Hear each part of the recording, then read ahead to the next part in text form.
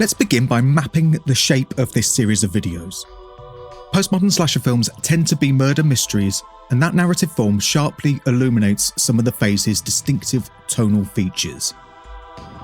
In postmodern slasher whodunits, viewers are goaded into using their subgeneric knowledge to guess the killer's identity, and then, typically, those guesses are thwarted in various ways.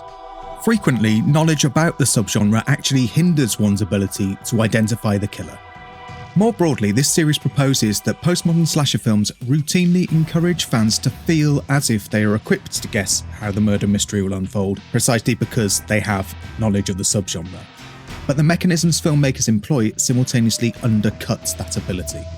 Viewers remain at an epistemic disadvantage to filmmakers who prevent our ability to work out the killer's identity using misdirection, restricting access to crucial information, and, in some cases, presenting us with outright misleading information. Before going further, it's important to recognise that the whodunit structure was not introduced into the slasher subgenre in the mid-1990s. The investigative mystery narrative is one of the subgenre's foundational components, stemming from the influence of the giallo. This lineage is sometimes overlooked. Comrich, for instance, describes postmodern neo-slashers as whodunits, as if that's a remarkable trait, but many boom period slashers were equally concerned with obscuring the killer's identity until the narrative climax. Friday the 13th, Prom Night, Graduation Day, My Bloody Valentine, these are all murder mysteries in precisely that sense. The 1982 slasher Island of Blood was even released under the alternative title Whodunit. In fact, the convention was so embedded by the early 1980s that it was parodied in student bodies. 50 minutes in, the killer, called the Breather, pauses the film to address the viewer directly, outlining a list of suspects that encompasses most of the main cast. Hello, it's me, the Breather. You're probably wondering who I am. Who could I be? Could I be the innocent-looking Toby? Would you trust a girl who looks like Prince Valiant in a plum sweater? Maybe I'm Dr. Sigmund, a man who was once arrested for corrupting the morals of a hooker. Then there's Malvert, with the IQ of a handball and the personality of a parking meter, violated. Could I be the principal, Mr. Peters, a man who keeps cheese in his underwear to attract mice? Return to Horror High also plays with the same idea when a police officer theorises that the killer could be anybody, even himself.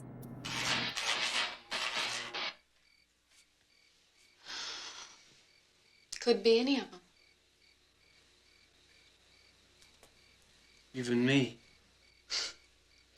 Would you be serious? Look, a good detective doesn't rule out anybody when he's building a case. You see, the note you throw out may kill you. Those two moments from boom period slashers are echoed together in Urban Legend's final cut, when the lead protagonist Amy imagines each prominent character wearing the killer's fencing mask and reciting incriminating dialogue. I'm so surprised. For the Hitchcock, he's gonna steal the Hitchcock from me. Trev? Fantasy. I'm good at that. You need to make it the same face just as bad as I do. Tragic. I don't know. Trust me. Paranoia. Most interestingly, Amy even envisages herself behind the mask. Since Amy already knows whether she's the killer, that moment is designed to cast the web of doubt as widely as possible. It encourages viewers to distrust Amy and the narratorial perspective she supplies. What changes in the postmodern phase isn't the presence of the whodunit, but the character of how it's deployed, and it changes in three specific ways. First, and although he ignores slasher films and postmodernism in his work on whodunit narratives, David Bordwell rightly recognises that murder mysteries changed in the mid-1990s due to a rise in self-consciousness, which led critics and viewers to assign new importance to sudden reveals, jarring reversals, and other forms of surprise.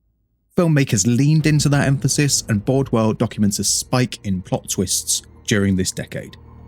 Second, the postmodern slasher film's prioritisation of in-jokes intensifies what Noel Carroll describes as involving the audience in a process of disclosure, discovery, proof, explanation, hypothesis, and confirmation. In the postmodern slasher, the whodunit structure is coupled with a supplementary meta-level process aimed specifically at fans, the discovery of intertextual references. One compounds the other, engaging viewers in a persistently curious, investigative mindset.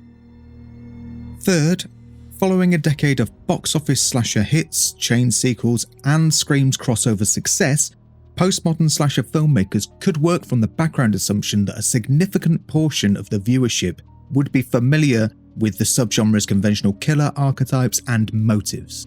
The result is that viewers aren't just trying to guess who done it and why, they're also expected to second guess how the filmmaker will try to surprise them given their shared knowledge of conventions. In the rest of part 1, I want to address a commonplace misappraisal of the slasher film that arises when critics conflate their own perspectives with the epistemic vantage point of characters within the film. That conflation misrepresents how information is communicated and restricted in these films. I'll then develop the implications of those findings for the postmodern slasher whodunit's distinctive tone.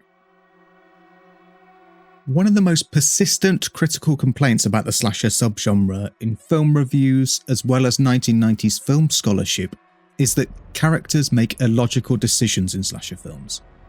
In one particularly stark version, Kim Newman argues that slasher victims are invariably a parade of dumb American kids marked for death, and the narrative usually depends heavily on the idiot plot, wherein all characters act like idiots.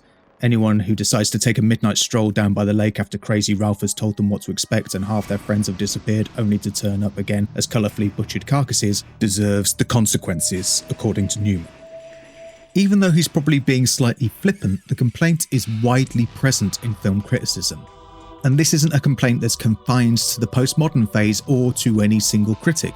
Critics have described April Fool's Day's protagonists as so young and stupid that when they begin to drop it's almost impossible to remember which name goes with which bloody demise. Child's Play's protagonists are described as moronic, dim-witted and weak-minded. Friday the 13th Part 2's protagonists have been described as displaying stupidity because they decide to ignore the obvious. Halloween has been described as featuring foolish girls venturing alone into dark places, and etc. The complaint is long-standing, widespread, and cuts across critics and decades. So we see the same charge being levelled at characters in films like Scream 2. In reviews of the film at the time, prominent critics described Scream 2's protagonists as dumb, gullible, foolish, and in one particularly strong example, Scream 2's characters were called, quote, basically stupid, genetically challenged morons, end quote. However, that kind of complaint rests on an error which is clear in Newman's version. They conflate the viewer's epistemic perspective with the character's epistemic perspective.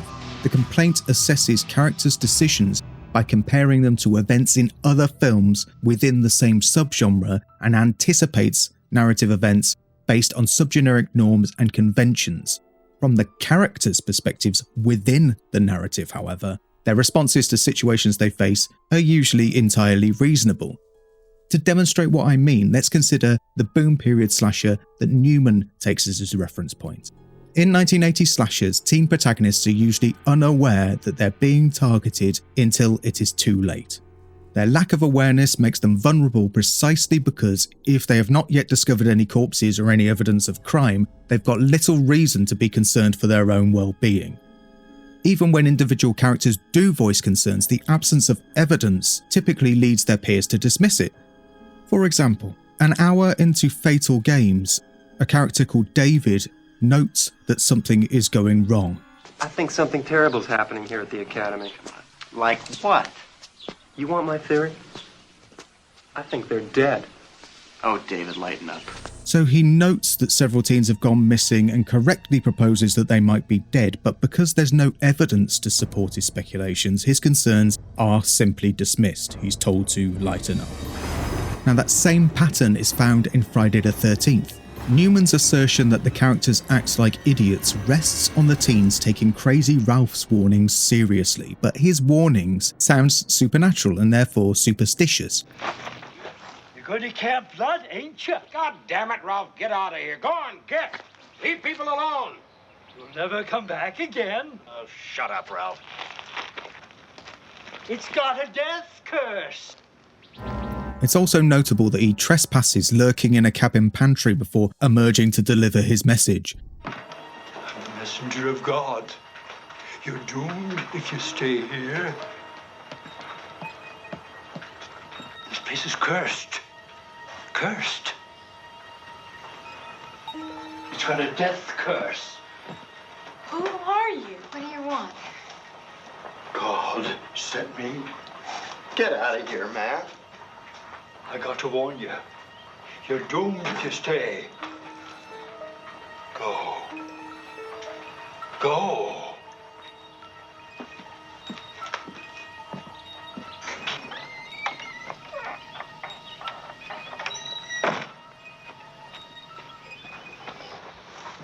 I think we just met Ralph. God, what's next? The teens have legitimate reasons to both treat Ralph as a potential threat and to dismiss his seemingly outlandish declarations. Even more bluntly, the character is credited as and referred to as crazy, and therefore the teens have very good reason to ignore him. Guy named Ralph. Town crazy. Also, Newman's claim about butchered carcasses requires the teens to foresee the future. In Friday the 13th, the protagonists are picked off individually. They remain genuinely unaware of the impending danger. The group disperses for various reasons, so Jack and Marcy find a secluded cabin to have sex in private, for instance. When a significant number fail to return, Alice and Bill start to investigate. I'm gonna check it out. Bill? Can I come? Go on then. But they don't find any dead bodies. Even the sites where murders occurred are cleared up before they encounter them. Bill, I think we should call someone. Even so, they attempt to call for help, but they can't because the phone lines have been cut. Then Alice suggests they leave. Why don't we just hike out of here? Just get out, right now. But they've got solid reasons for being unable to do so. The camp's isolated, a storm is raging, it's nighttime, they've got no motorised transport. Alice then discovers the first corpse when she's the sole survivor. Her immediate response is to barricade herself inside a cabin.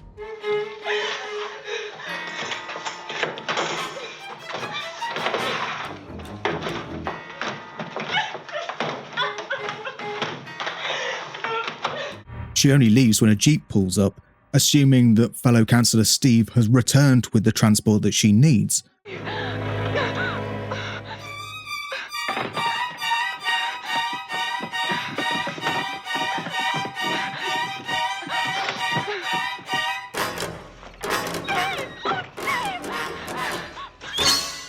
None of those decisions are unreasonable unless one already knows the murders are taking place, which is precisely the knowledge the viewer possesses and that the characters do not. The film doesn't hide that structural asymmetry. The first murder in the narrative present, Annie's death, is juxtaposed with a cut to the protagonists swimming elsewhere, and their blissful unawareness of the jeopardy only amplifies the threat. And we are made aware of the jeopardy by point-of-view shots that convey someone's watching them from afar and the extra diegetic audio refrain that's shorthand for the killer's presence. Later, when Jack and Marcy are having sex, the camera pans up to reveal Ned's corpse in the bunk above them. Viewers are given that information, but the couple aren't. Newman's victim blaming rests entirely on his viewing perspective and the epistemic access it provides, access that the characters do not share. This points to another conflation that's prevalent in the discourse surrounding postmodern slasher films. Several scholars and critics have argued not only that the characters know about horror movies and their conventions, but they are aware that they are in a slasher film. That proposal repeats the same error. It mistakes what viewers know for what characters know. Consider Randy from Scream. He tells his peers that in order to survive a horror movie, you can never drink. Number 2, you can never drink or do drugs. But even as he says that, he's toasting with an open beer. If Randy genuinely understood himself to be inside a horror film, he of all people would not drink. He doesn't seem to be flippant about horror films and their conventions. He's clearly very passionate about the genre, In a video rental store where he works, he shouts about the slasher formula with such wide-eyed fervour that browsers stop and stare. There's a formula to it. A very simple formula. Everybody's a suspect.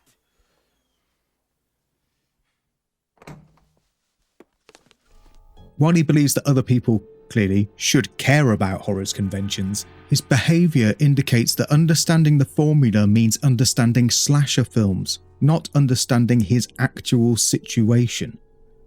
To interpret Randy's dialogue as evidence that he knows he's a fictional character is to miss how Scream is using dramatic irony. We know that he's a fictional construct and that he ought to apply the rules accordingly. If he could grasp his own situation, his enthusiasm would be fully vindicated by its practical applicability. But he can't. Postmodern slasher films frequently use dramatic irony to show that viewers have greater knowledge than the characters, but that doesn't mean we know everything about the situation. Postmodern slashers also often leverage that distinction to generate tension. For instance, take the opening of Black Serenade. The lead character Alex arrives at a seemingly deserted dorm on a stormy night. Hola? She approaches reception and turns towards the camera. A knife-wielding masked minstrel emerges from behind a curtain in the background. The minstrel vanishes just as Alex begins turning back. The sequence sets up clear expectations. Alex is in danger, the threat's behind the curtain, she's oblivious, and we know more than she does. Those expectations are then systematically undercut. The receptionist emerges from off-screen behind Alex from the direction that she's just been looking in, not from behind the curtain. When Alex then says she thought she saw someone, Eduardo pulls back the curtain, proving there's no one there, overturning the viewer's supposed epistemic advantage. Then, the minstrel does pull back the curtain, invalidating both Alex's and our understanding of the situation. The minstrel apparently then stabs Eduardo. Alex recoils, but then another man, the real receptionist, materializes from off shot behind her to reveal that the attack was just a prank. So in this early scene, Black Serenade uses these layered twists to make explicit what is denied by the idiot plot model. The viewer's perspective is not omniscient. What the characters know and what the viewers know can diverge in either direction. Scared offers a different illustration of the viewer's epistemic disadvantage. As the film unfolds, both Nick and Sam are implicated as killers. When an actor, Nina, is killed, Sam takes Nina's role in a film that Nick scripted, and the producer, Hunter, theorizes that Sam killed Nina to obtain the part. Nina gets murdered. Samantha takes her place. And who wanted Samantha for the role? That's right. Our friend Nicky Boy. And that Nick colluded with her because he's in love with her. Then the film supplies information that seems to corroborate the theory. At one point, the killer has an opportunity to attack Sam, but instead pauses and flees, suggesting that the killer doesn't want to harm her. Sam's friend Heather then tells the police and press that Sam had fought with Nina before their death. How could you? What? Well, make those insinuations about me. I didn't say anything that wasn't the truth. Oh my God, you were acting as if I was responsible for what's happened. Well, you know, the cops are sure interested, Sam. So, Sam is marked as the prime suspect. Did you kill Nina James? Am I under arrest, detective? Because to ask me a question like that, you have to read me my rights. If you're reading me my rights, then I'm under arrest. No, you're not under arrest, but it seems as though you're the only one with both motive and opportunity. She and Nick then set out to prove their innocence, and Nick suggests they both dress in the killer's costume as they search around. Now, we know there are two of them, right? And they'll have to split up to find us. No, I'm out of here. Sam, listen, hear me out. We'll be wearing these, and we're gonna split up too. If they spot you, or if they spot me, they'll think we're one of them. Okay? When they enter a final confrontation, both of them put on masks and attempt to stab each other.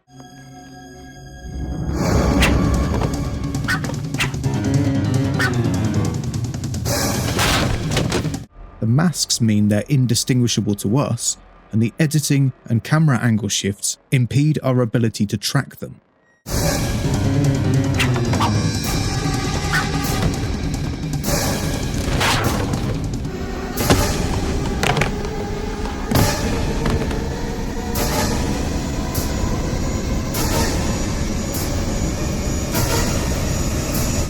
When one of them is fatally stabbed, it's unclear to us which one of them has survived until Sam finally removes her mask.